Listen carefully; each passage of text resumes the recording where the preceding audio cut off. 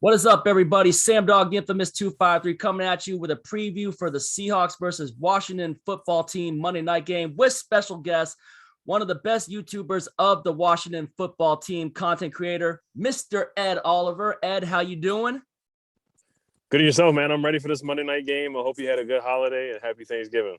Yeah, it was great, man. Ate some turkey, had a fun night the night before, and it all went good. But yep, season hasn't really been going too well for my Seahawks other than that. And one of the first key matchups is going to come to you guys against our secondary because we just lost one of our best promising young cornerbacks who was a rookie this year, Trey Brown. So that was a big loss. I know you guys kind of got some injury issues yourself too, like losing the reigning defensive rookie of the year, Chase Young, who was an incredible pass rusher, which I had a feeling he was going to win that last year. It was just unfortunate in your big upset win against Tom Brady and the Tampa Bay Buccaneers that happened. But did Montez Sweat have some injury issues too, from what I've heard? Yeah, so he broke his jaw. He's out for 4 to 6 weeks. So we're hoping that he'll be back for the last couple games of the regular season. Yeah. First off, first key, what are you looking forward to seeing coming up against my Seahawks team? Are you looking for a lot of Antonio Gibson to get a lot of running game action? And of course, my guy, former Seahawk, JD McKissick, to be taking over this game, because my Seahawks this year have really struggled in run defense this year. So are you looking to the running game a lot this game? Yeah, so I'm looking to run the ball. That's our identity. That's how we beat the Panthers last week, and that's how we finished off the Buccaneers with Tom Brady 2 weeks ago. So that's been our identity, running the football. I know you guys struggle guarding screen passes and halfback screens. So J.D. McKissick's perfect for that. Antonio Gibson has been doing a good job. Jared Patterson. Offensive line has been balling lately. That's a big reason why we've been winning on this 2-game winning streak. And Heinicke, man, he's been doing a good job, man. Heinicke's balling so far. These last 2 games have been his best 2 games or better 2 games of the season. So when he's playing like himself, running around and making things happen with himself, with his legs, and kind of playing backyard football, NFL street type football, that's when we're at our best. So, and like you said, your corner got hurt, Trey Brown. I know you guys have DJ Reed, but after that, it's like Sidney Jones and Bless Austin. So you guys don't really have a lot of cornerback depth. Supposed to be getting Curtis Samuel back and Logan Thomas back. So getting those guys back should definitely help. And a guy named DeAndre Carter, who's a secret weapon for us. I'm looking forward to that matchup, and Terry McLaurin too. Yeah, I could not believe when freaking the Panthers gave up on Curtis Samuel and he goes back to Riverboat Ron. But also, as Chris Berman would say about the way that Taylor Heinicke is playing, because you know how his last name is Heineke and Heineken beer. There's something there in you go. Green bottles. I love that saying when Chris Berman does highlights of you guys' games with Taylor Heinicke. He always says there's something in those green bottles, and hopefully we can contain those green bottles. But also, I'm looking to see how much Russell can, get back to doing. One of my biggest issues with Russell his entire time that he's been here is his biggest flaw is he always holds on to the ball for too long, and he takes a lot of unnecessary sacks. I really want to see Wilson get back to doing quick checkdowns to our tight ends like Gerald Everett and Will Dissly, and then hopefully just get the quick checkdowns, because quick checkdowns for me, from what me and my dad always talk about, always set up the long balls. And I know DK has been frustrated with the less amount of balls that he's been getting. It's like, just calm down and you'll get your chance. I'm hoping that DK can at least get a couple of deep balls on us too. And then Tyler Lockett, when he gets open, you know how good he is of getting open. He will cause a lot of problems for secondaries too. So I just want to see us do a lot of more quick short plays to keep drives alive, because that's one thing I've been having issues with the offense, kind of like what Mahomes was doing earlier, which was the reason why he has as many interceptions as he does this year. And then Andy Reid got him back doing the quick checkdowns, and that's why the Chiefs are rolling him back in first place in the AFC West again. Granted, we already put ourselves in this hole because of many other issues though, but I kind of want to see us get back to doing quick checkdowns. That's for Seahawk wise, kind of like what you guys are doing with Heineke with those quick checkdowns too. Yeah, we need to get in DK's head. We need him to start trying to fight guys and get kicked out of the game. Once DK does that, we already know we won the football game. Yeah, I mean, I remember when he did that. I've been trying to tell him personally, because I go to the home games. I'm telling DK just be calm, take your time, you'll get your chances, and try not to fight anybody. Because those could also lead to major suspensions too. But definitely, Ooh, also, I heard that Ricky Seals-Jones is questionable for this game too for you guys too. He's another big-time weapon for you guys. And then I'm also concerned about one scary Terry McLaurin, who's still balling for your team too. Just my yes. If we had Trey Brown, I felt like he would have been the one-on-one, but losing him was definitely huge for that one too. So I think that matchup's going to be him and Sidney Jones most likely. I definitely want to see how well we can try to contain Terry McLaurin, just like we did last year when you guys had Dwayne Haskins. You remember the game last year. Granted, yeah, I do.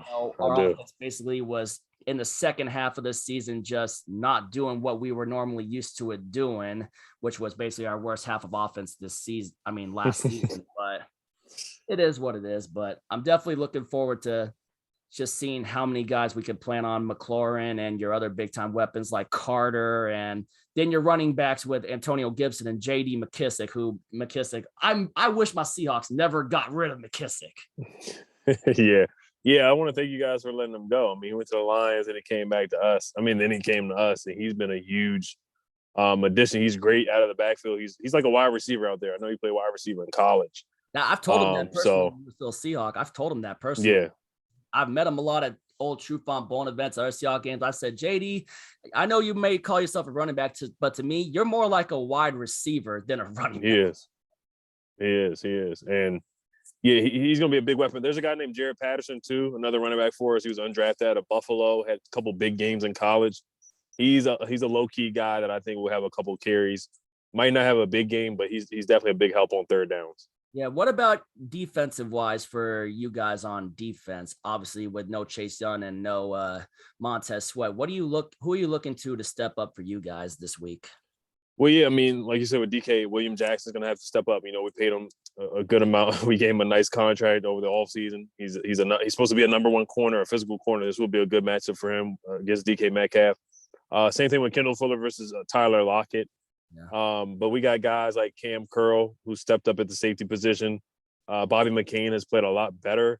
Cole Holcomb's playing better. Landon Collins, who we paid a lot of money to 2 or 3 years ago now. He's playing a lot better since we're using him more as a linebacker. When he was guarding guys playing deep safety, that's when we were getting killed in the beginning of the year. We let guys like Darius Slayton run wide open, and Cordarrelle Patterson was running wide. The guys for the Saints were running wide open because Landon Collins was guarding guys one-on-one, wide receivers one-on-one, and that should never, ever happen. So, and that's on Jack Del Rio. He's been doing a better job coaching up this defense. And without Chase Young and Montez, I'm not gonna say guys are more disciplined, but they just play within what the coaches want them to do. Is a guys named James Smith-Williams and Casey Tuhill and Shaka Toney. But the defensive line, they're playing together now. Jonathan Allen has been huge for this defensive line. We got backups like Tim Settle, Matt Ioannidis, but John Allen has been killing it in the interior. He's been great as a pass rusher, been great as a run defender, but we need guys like Jamin Davis, our first-round rookie, to step up. But Cameron Crowe has been balling. Landon Collins has played a lot better. Kendall Fuller's playing better. William Jackson's played better. Over the past 2 weeks, ever since our bye week, these guys have played better. We haven't seen a full body of work, but third downs, we're playing a lot better. Fourth down defense, we're playing a lot better too. So just as a unit, they're playing more together. They're playing more discipline. I would say it was very evident when you guys upset Tom Brady. That's for sure. Definitely. On defense, other than that, I've been having my issues with the way Ken Norton Jr. and Pete Carroll not showing a lot of discipline on our defense, and thus giving up too many screen passes to the running backs has been my biggest frustration this season. Like, I mean, granted, you got to shut down receivers, but I want to see our linebackers get better coverage on running backs and not allowing so many screen passes. Because Jordan Brooks, our second-year player out of Texas Tech, he had one of his worst games in coverage last week against the Arizona Cardinals when we let Colt McCoy carve us up with those checkdowns to freaking James Conner and Eno Benjamin. And then granted, Zach Ertz was killing us, the tight end. And then Zach Ertz and AJ Green were killing us all game last week too. So it's like when they do the quick screen passes to running backs, I want to see a lot more. I want to see better coverage from Bobby Wagner and Jordan Brooks this game around when you guys try to dump it off to guys like JD McKissick and Antonio Gibson and your undrafted rookie you got out of Buffalo. So I just want to see more coverage on those running backs and the tight ends. for me this week with the linebackers, because the linebackers were getting smoked last week. Oh, yeah, definitely. We got to take advantage of that. But, yeah, I mean, the only concern I really have on this defense probably is we've been doing a great job stopping the run. It's probably our deep coverage. But like I said, we've done a lot better doing that. In the beginning of the year, we were getting torched. Yeah. But the chemistry is coming together. We have an identity, stopping the run and running football. Our identity we have an identity now. We didn't have one before.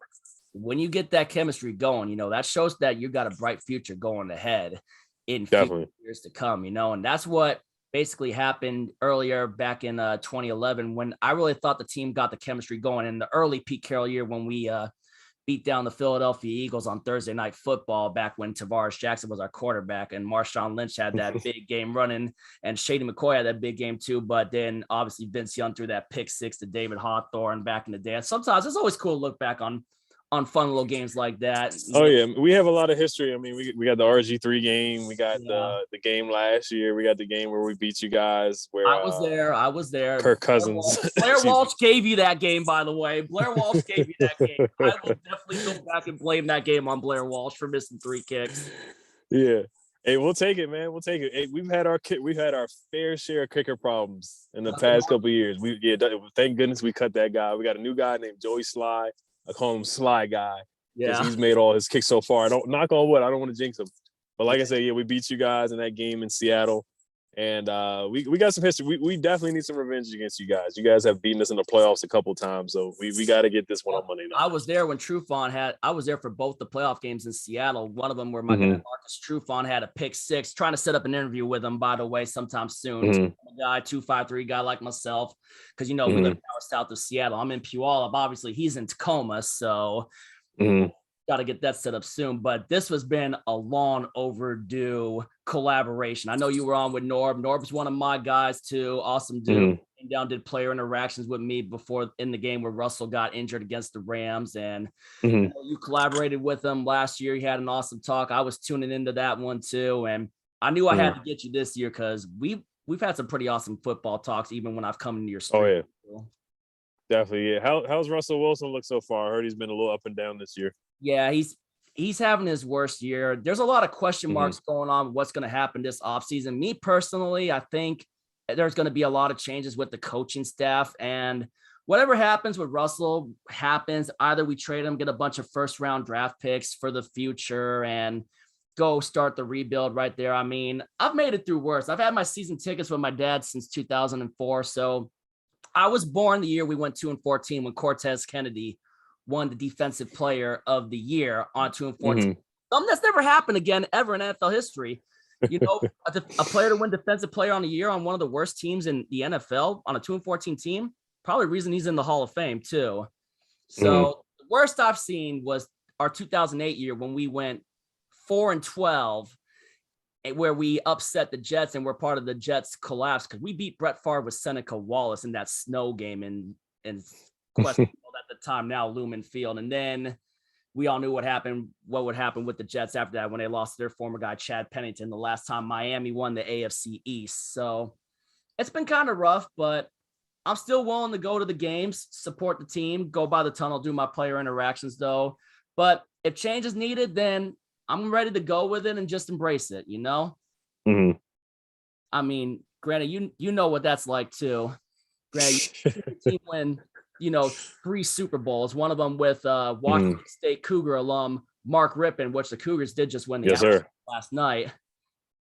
I remember that too. But what was one of your all-time favorite memories, with dating back to Washington Redskins or your Washington football team days too? What is one of your all-time favorite memories? Or Mark Rippon winning the Super Bowl MVP, beating the Bills.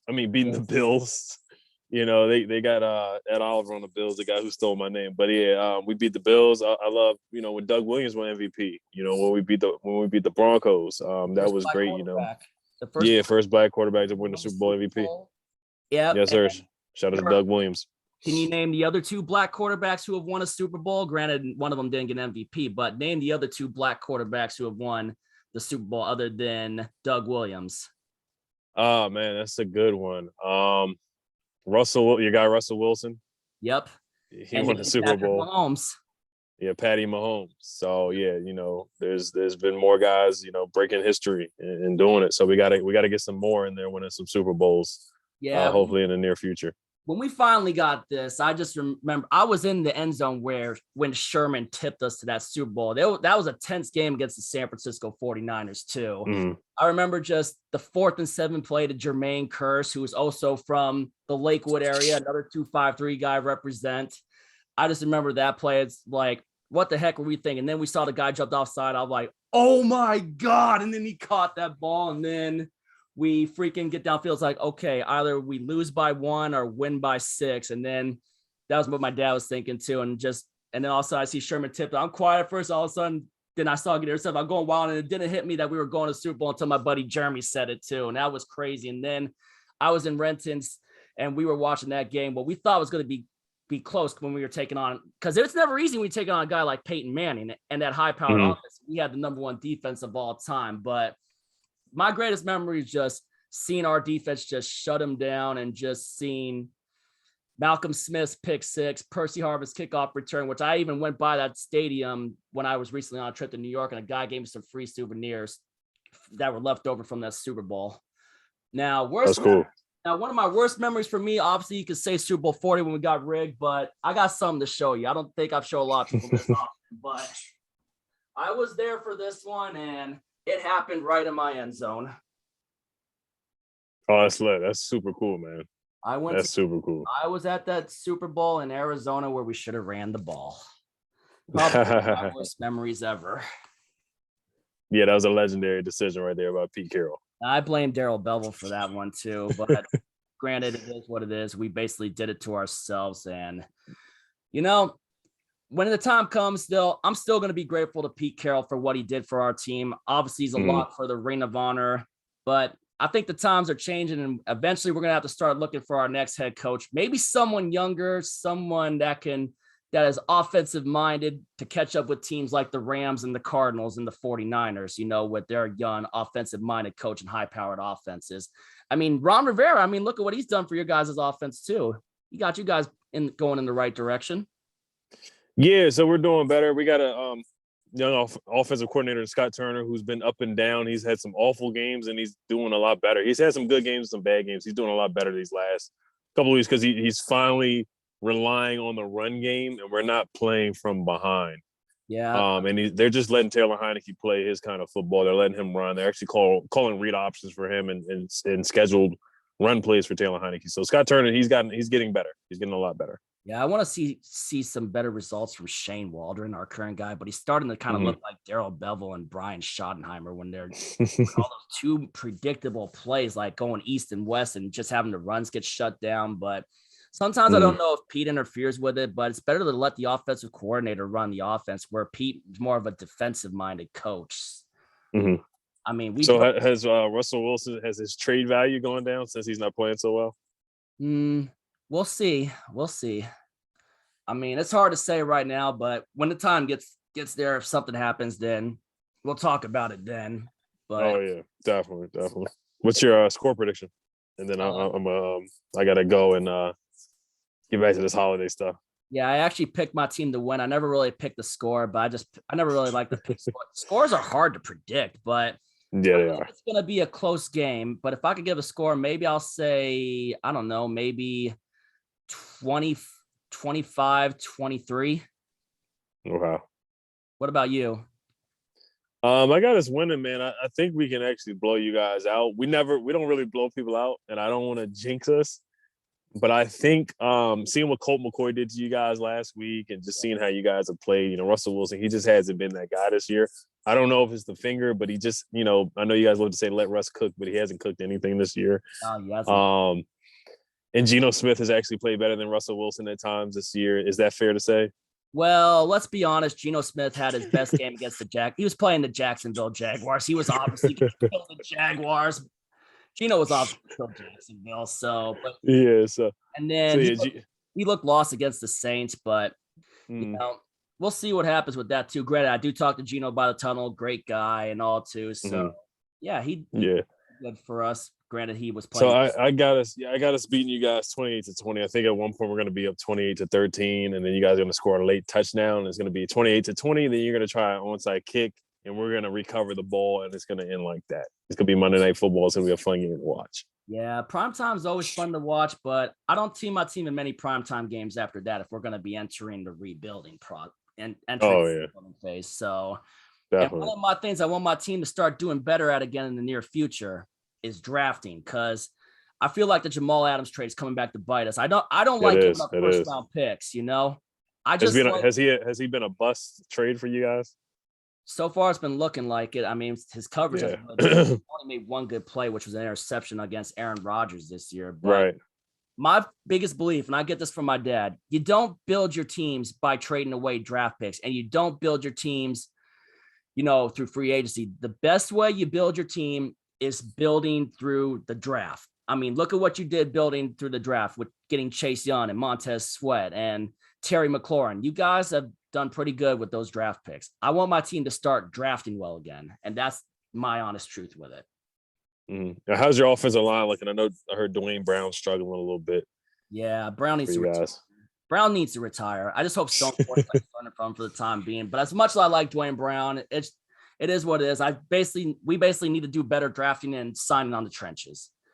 Anyway, I'm gonna let you get back to your holiday stuff, and I want to thank you once again for doing this with me. This was a long overdue collaboration, guys. Make sure you sub up the boy Ed Oliver. Sub him up if you want good Washington football content. He's an awesome Washington football fan and awesome content creator. I love going in those videos from time to time, chatting with him, and hopefully we can get another collaboration going soon. Heck, maybe some other time, maybe we can do you, me, and Norbcam sometime on a special collab.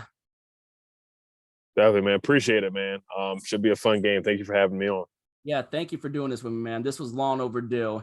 Anyway, about to sign on out. If you ain't with it, you ain't infamous. And as always, go Seahawks. And thank you once again for doing this with me, brother. Yes, sir. Appreciate it.